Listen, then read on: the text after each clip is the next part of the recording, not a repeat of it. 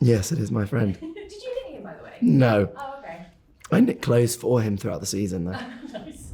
I am so excited for people to see Game of Wool. It is a TV show to find the Britain's best knitter, Britain's best crocheter person that is incredibly talented, incredibly creative. And I think the main thing about the show is showing that knitting and crochet can be for everyone. And you'll see all kinds of styles of knitting, all kinds of things are being created.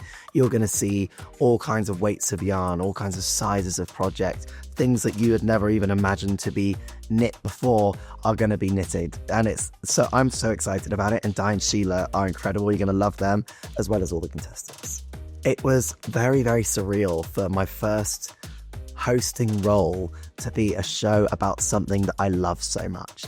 It's something that if you had asked me 5 years ago, that one, that I'd be knitting in the first place, and two, there would be a TV show about knitting, I would have laughed in your face. Whereas now, being able to host a show like that it was a dream. To be able to go into a yarn barn filled with people that love knitting and crochet just as much as I do it was very surreal to start with, but then once we got into it, we have a real laugh as we go. The crafting community is so close-knit, pardon the pun. A really amazing thing about it is that everyone always wants to help, always wants to pass on advice and wisdom, little pearls of wisdom. Another knitting pun there. But yeah, and I think that was really showed in the yarn barn, is that people were really wanting to, of course it's a competition and they know that, but above all else, this is about community and about people bonding together over a common love of knitting and crochet. And I think that's something that's really special. And I think it's something that you feel throughout the show as well. One of my favorite challenges throughout the show, I would say, would be I really enjoyed the dog jumper challenge. And I also think one of the most interesting and technical was the lighting challenge. And that might not mean very much to anybody right now, but the lighting challenge, when you see it, was something that allows people to really directly compare how people knit and how they're able to follow a pattern compared to other people.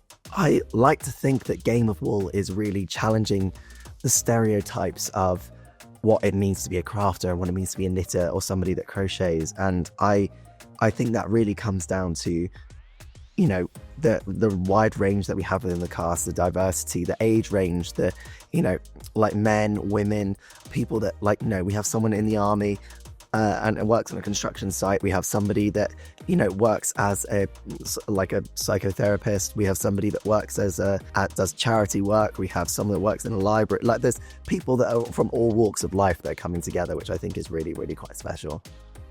I started knitting for the reason that I felt my coach told me that I was never able to sit still and that I was always on the go, and I needed to come to training on Monday rested and relaxed and try to find something where I could actually sit down and do that. So my husband suggested that I try knitting, and then I went onto YouTube, got my yarn, got my needles, off I went, and I've been obsessed ever since, honestly.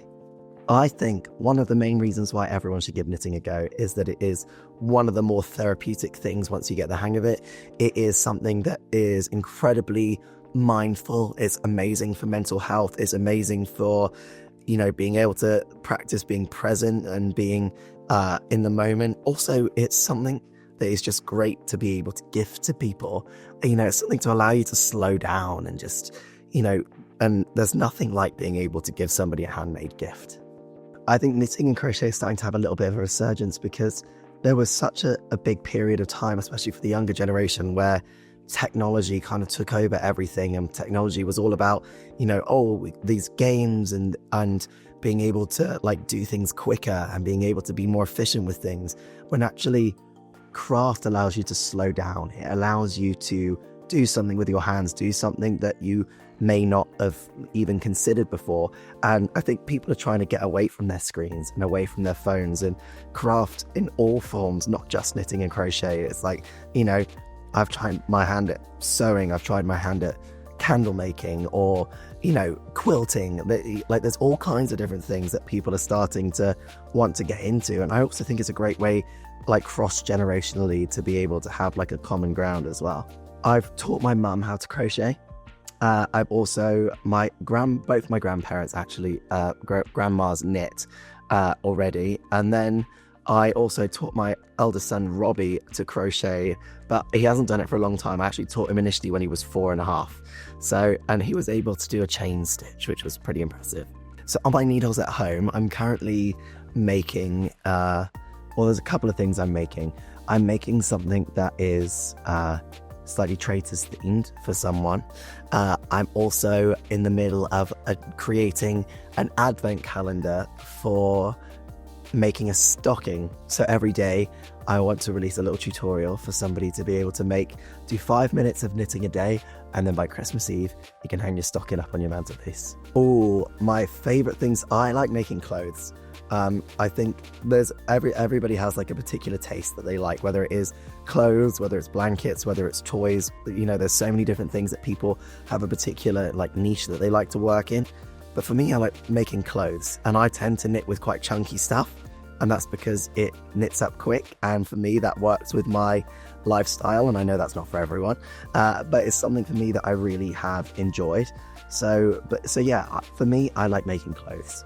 Honestly, the thing that springs to my mind immediately is I would have probably knit my dad a giant, because he used to have a giant Union flag that he would fly whenever I would be competing, and he would look at it and he would bring it, and I would know exactly where to look in the crowd to see him.